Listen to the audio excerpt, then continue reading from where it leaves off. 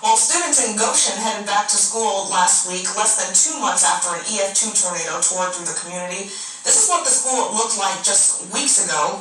Windows were destroyed and debris was everywhere. Now inside the classrooms, it's hard to tell that there was ever even a tornado. Teachers at Mar Elementary said repairs and construction went down to the wire. Some classrooms had to be gutted and fully remodeled.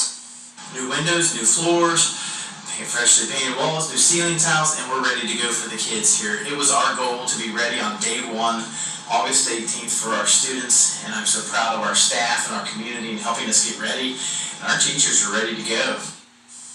And the school district also brought in this emotional support dog to welcome students back. That's some efficiency, I tell you that. Definitely. There's a lot of stuff to look at today. A lot of you sent in pictures, whether it was pretty rainbows, double rainbows.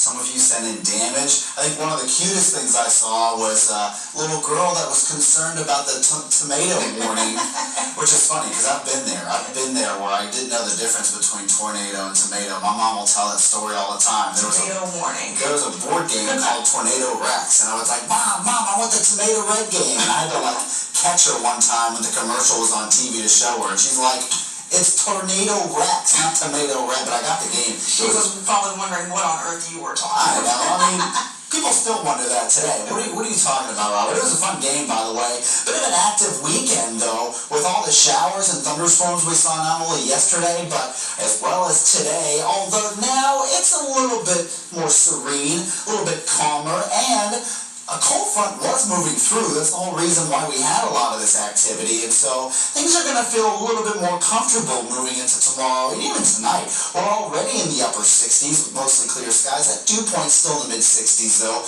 But it should drop a little bit into tomorrow. It should feel a little bit nicer out there. At least a little bit less humid than it did this weekend. Clouds and rainfall right now, you can see in the last couple hours, really has faded. And so we really don't expect any more rain tonight.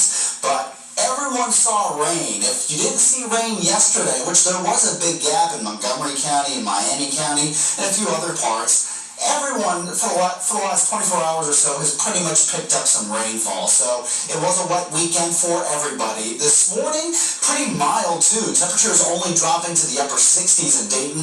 Even Urbana stayed in the 60s this morning.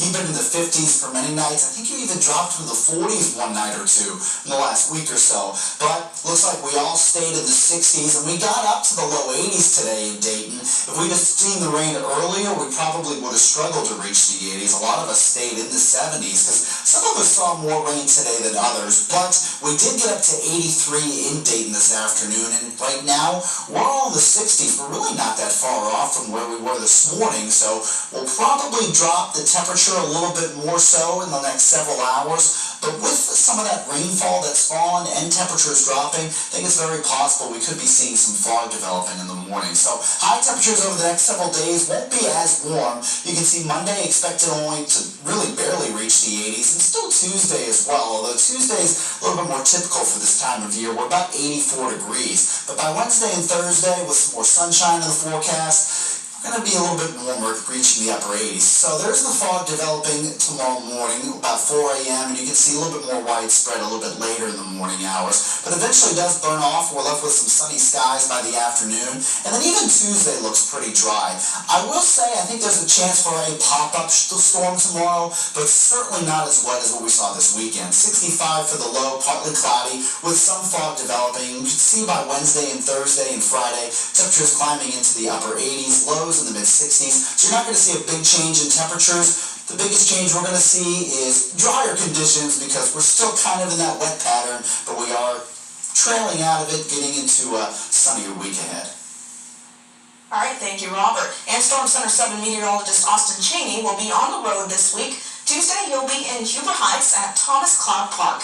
He'll join us live during our 90 minutes of news starting at 5 p.m. Well, Toledo celebrates